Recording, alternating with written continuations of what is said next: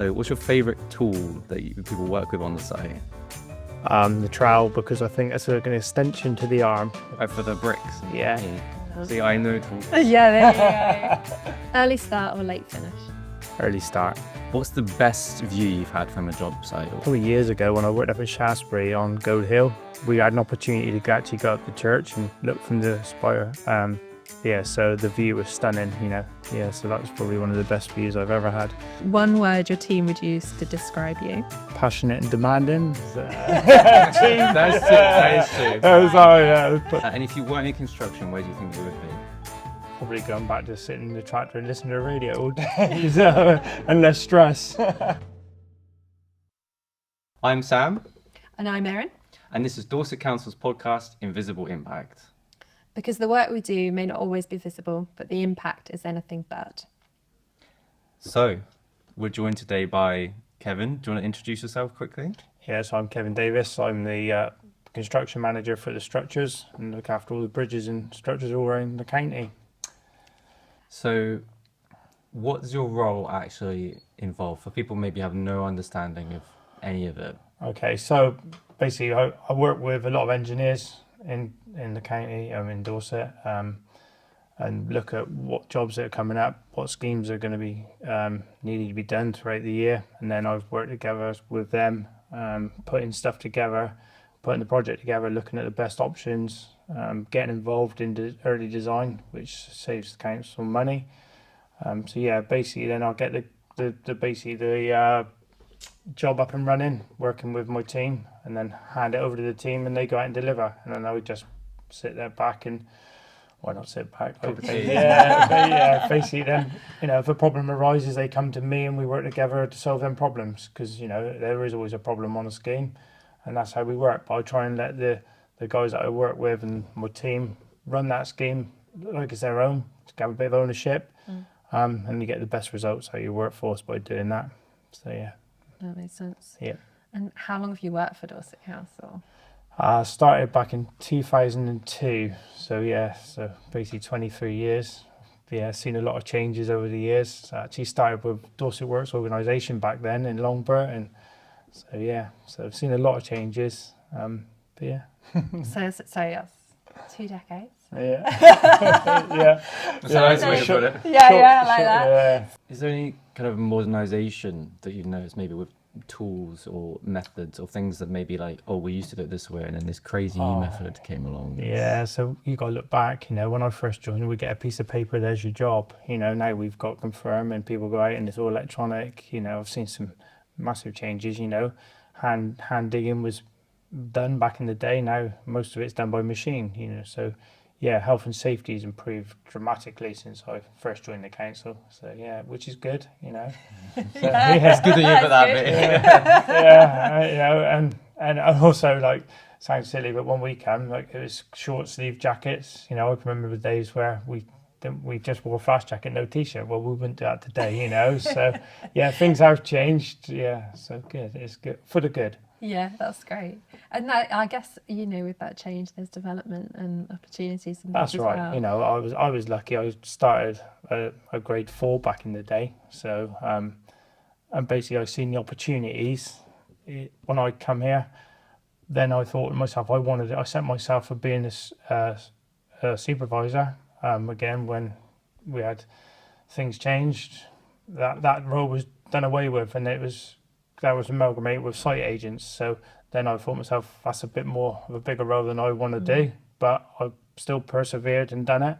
I was lucky enough to go to Weymouth College and get my MVQ in brickwork, which was brilliant. I got recognised at Weymouth College for that, and I've been really lucky with some of the schemes I've done and I've picked up awards for as well, which gives you that incentive to want to come to work. Absolutely. Has that experience, because now you're in a position now where you lead and manage others, has that experience influenced the way that you support your teams? Yeah, at the end of the day, I think it's really important that we make sure that they get recognised for what they do. I'm sat here today, obviously with you two, but to me, it's the team out there that's working on the ground that give me my job satisfaction. And they're the ones that are doing. They make me look good, if that makes sense. Because if they weren't doing what they're doing, then I wouldn't be sat here. Yeah, absolutely. So definitely. Is there anything like any advice you would say to people maybe who could be on a similar career kind of trajectory in terms of maybe starting in the kind of bricklaying construction roles, and if they could head in the direction like you've done? I'll be honest, so I struggled through school, believe it or not. So to get where I am today is massive. So, and I took that belief I could do it, and I think if you believe in you can do it and you can achieve anything, but you've got to believe that you can do it to be able to do that. Have confidence, make that decision. Believe what that decision you're making is the correct decision.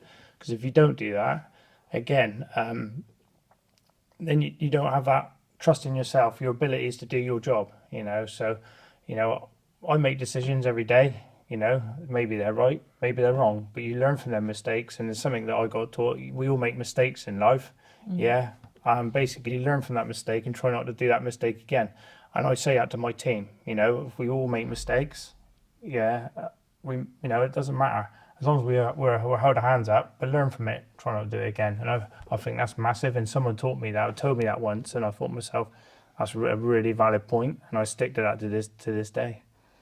It's a great piece of advice. It Yeah, is, it's true. I think absolutely. people worry too much about making mistakes. Definitely. But if you kind of, I know this sounds like a cringy thing, but if you think about them as like lessons learned. I think that's it, and it's almost the reaction as well. So like you say, when if you make a mistake and you're reprimanded, it's it makes you fearful. You don't want to try different things. You want to Exactly. see what's possible. But actually, if you it's I guess not rewarded, but recognized in that way of okay, now, then actually it kind of builds up your confidence. Exactly that, and that's key on site.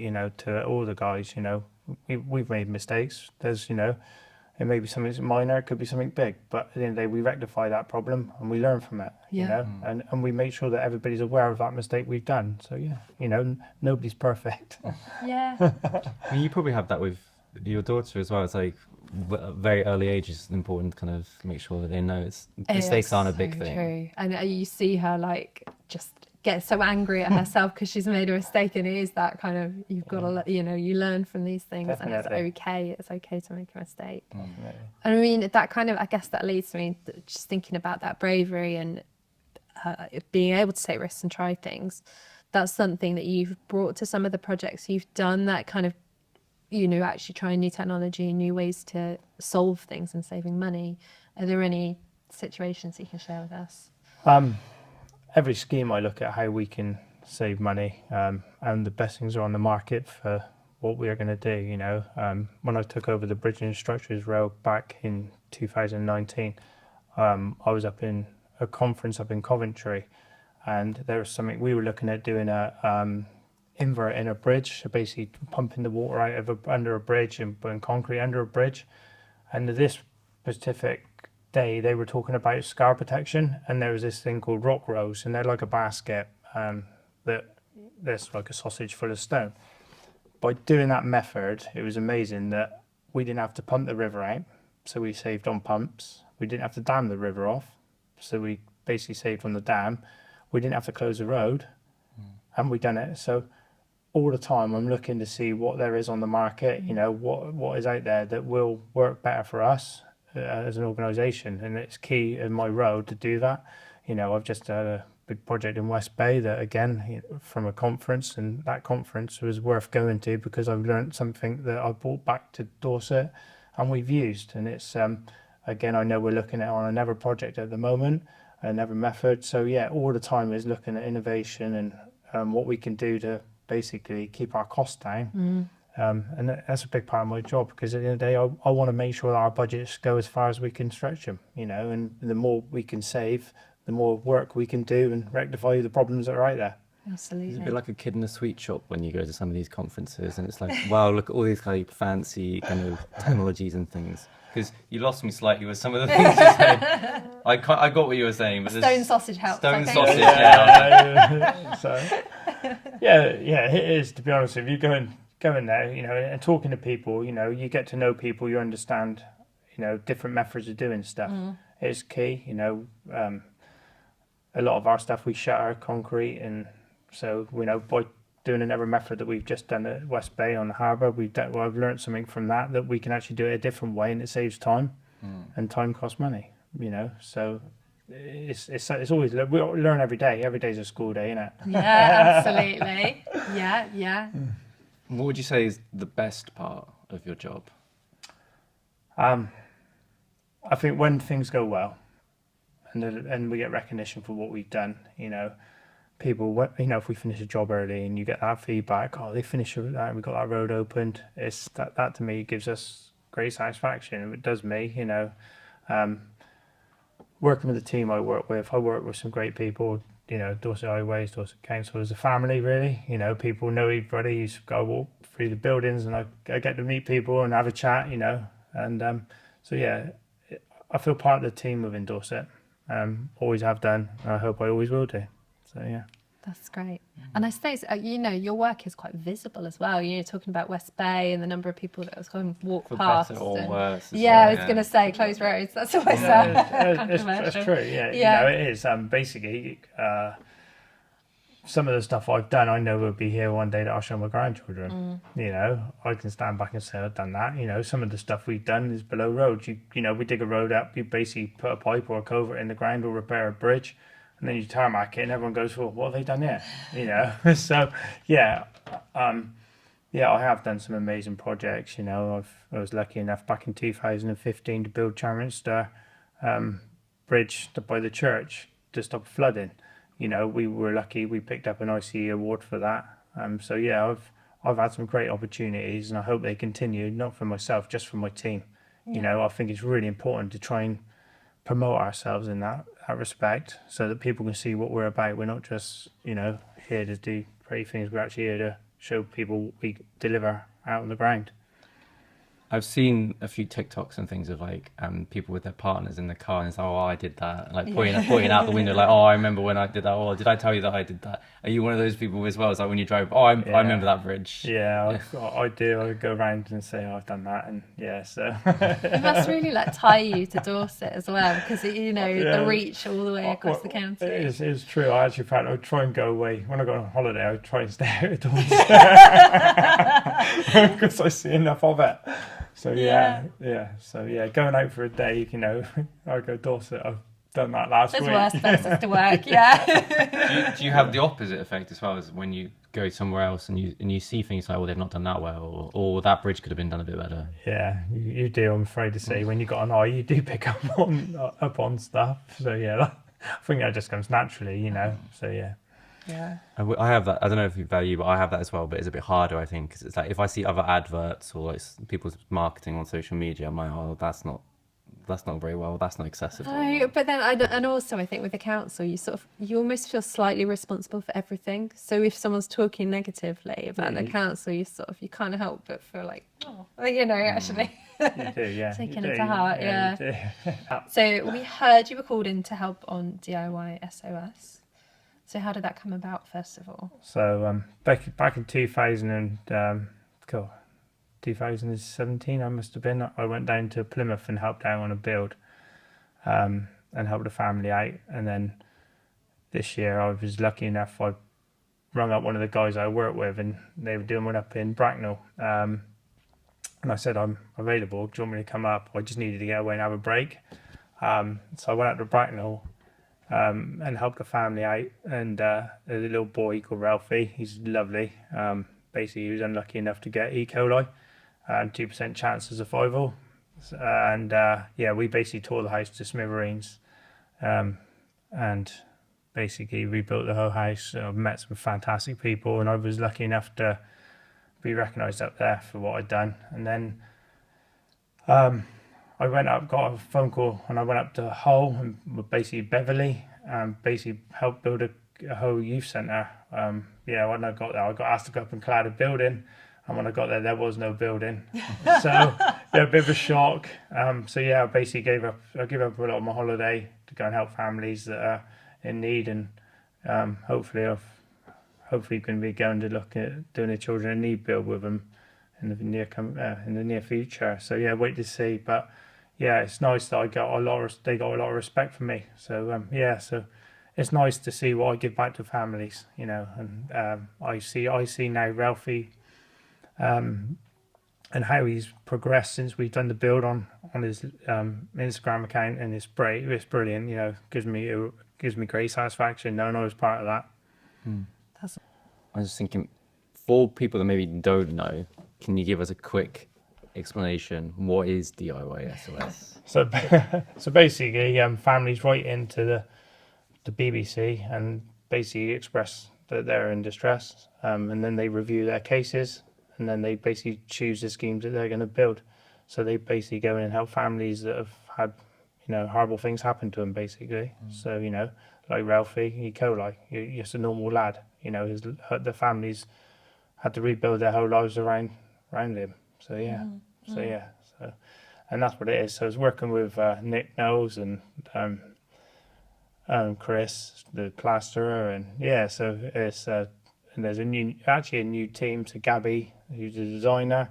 So yeah, basically, it just you go in and you muck in and you do what they ask, really, you know. But yeah, Hull was a little bit different. Like when they gave me the drawings and said, "Here you go, Kev," and yeah. So and then I had all the team around me. So me and Lee, a lad that I work with, basically had the drawings, and we sort of led that. So it was quite interesting, you know. And then I work with the guys that are on the show. So Tom and Hod, the two main guys that are there, like managers. So I work with them and asked them questions when I didn't know the answers, but everyone was coming to me going, "Kev, what are we doing here?" I was going, "I don't know. I'll find out." the on camera and the off camera. Yeah. I was going to say, the timing's accurate in terms of the turnaround of some of these buildings. Because I always feel like one of these sort of shows, it would be like, "Oh, we've done it in 24 hours," but in reality, it's like a week or. No, it's amazing. You don't see half of it. Obviously, you know, there's a lot of filming that goes on, and hours of filming that goes on, and you only see an hour of it, you know. But it's incredible. Yeah, honestly, the hours of people put in and give it their time to do it is brilliant. Yeah. So, and it's all for a good cause. Yeah, absolutely. I mean, that I can sort of see that as a theme. So, you know, obviously outside of work, you're choosing to spend your time using your skills to help other people. And, you know, in work, you're trying to contribute to Dorset and our structures. I mean, there's got to be that, like the bad days as well, where, you know, you meet those challenges. What keeps you going through that time? What keeps me going? So it's quite a good one. So my old boss Andrew said, if you have 3 good days and 2 bad days, that's a good week. Like it. That's great. You know, and I always them words of wisdom have always stuck with me. So you know, I think every day you can have a bad day, but you know, you got at the end of the day, you know, there's a positive to come at the end of it. So yeah, I know some days you think, God, I wish I never come to work today, but the following day it could be totally different. So that's, you know, not every day's the same, is it? So you know, but and then it's true. I think that's of a week. If you do have them 3 good days and you have 2 bad ones, then that's a damn good week. If you have 3 bad days, It just restart again on Monday. Yeah. you just think I want the weekend to come along. So, yeah. Especially if you have the 3 good ones at the start. Yeah. It sort of tarnishes the whole. Yeah, that's right. So. What do you do to kind of switch off from work, like to stop thinking about, or is your brain constantly going kind of ideas? Yeah, and things? unfortunately it doesn't. Yeah, it doesn't switch off. So I've got 2 labs at home, and I love walking them in the evenings. I just love to get out and walk out in the fields and have a bit of social time with the dogs and listen to a bit of music. So yeah, that's what I do. In the evenings most of the time, and I'm just about to take on another house project for myself. So, So doing that outside of work as well, doing that as well. For my sins. I want to ask about your granddad. So you mentioned, he's inspiring to you. Yes, granddad's coming up 98.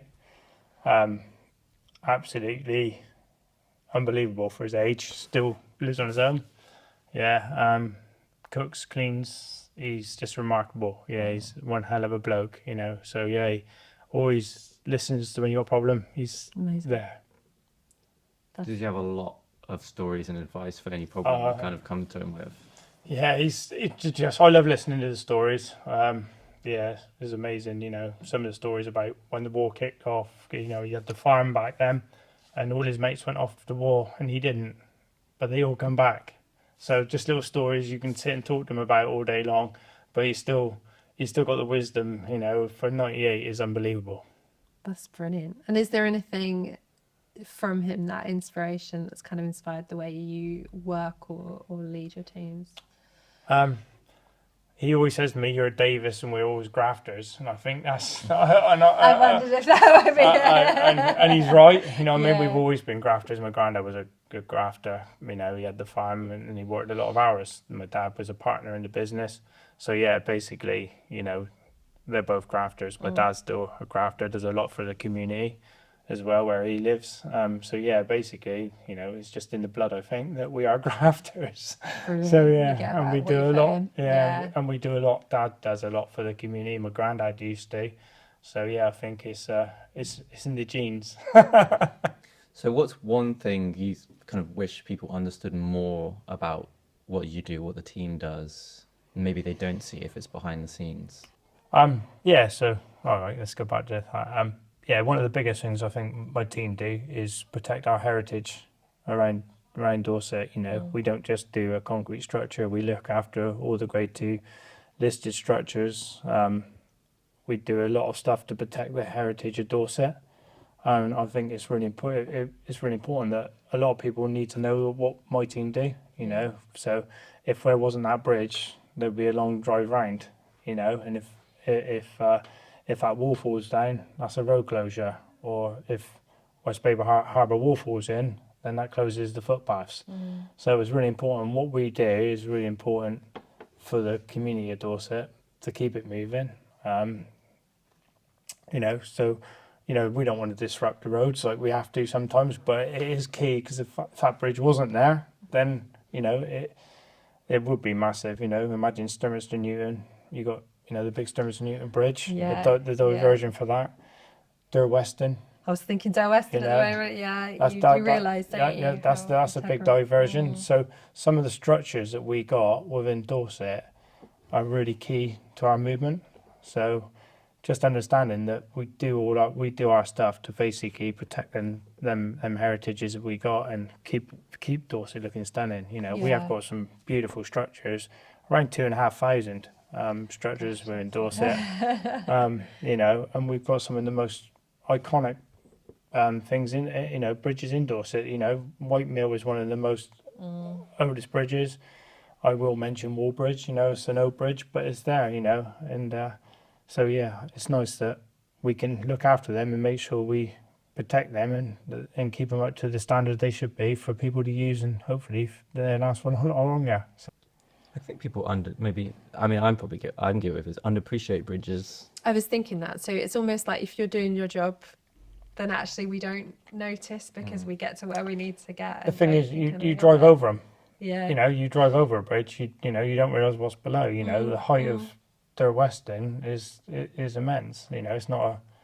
So yeah, some of our structures are high up as well, and you don't realise when you're in a car. You just drive over it and take it for granted. You don't realize until you go somewhere where there's not a bridge, where there needs to be a bridge. You end up walking And it's or like, oh my, driving. like an extra hour Yeah. drive or something to go around. Like, you don't really realize why you just need, you just think it's just Yeah. there. Yeah. Yeah, that's right. Okay, so last question that we ask everybody. So obviously we mentioned this podcast is called Invisible Impact. So what would you say your invisible impact is across Dorset Council, but also the county as well? What we do, I think it's invisible. Some of the stuff we do when we dug the road up, we've put a culvert in. We put the tarmac back down. We put the verges back.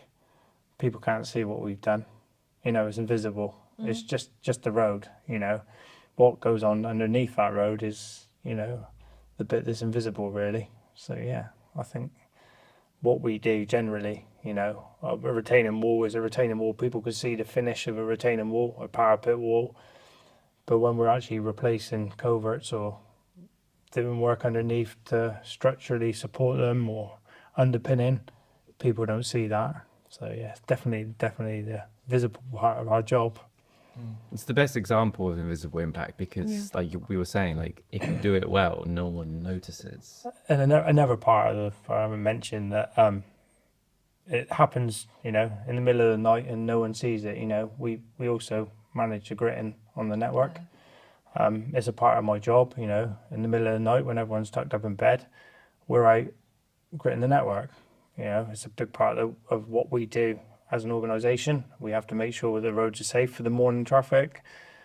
So yeah, that is really invisible sometimes because people just get up and think, oh, right, the roads have been sorted, or people don't even realise it's been done. Whatever time of night, when we know that the temperatures are falling, we're out doing that, and that involves myself managing that and a team of other construction managers as well. So we also do that as well as our day job. That is incredible. It is, Yeah. So yeah. As someone who lives in the middle of the countryside, I am incredibly grateful. Yeah, especially when it snows and That's it. You're Exactly. terrified to go out in the morning, but no, it's always safe. Great. Yeah. Well, thanks for coming on to the podcast. Thank Hopefully it wasn't you too for everything you do. Yeah. Your invisible impact. I'll disappear now. Excellent. Was that all right? That was perfect.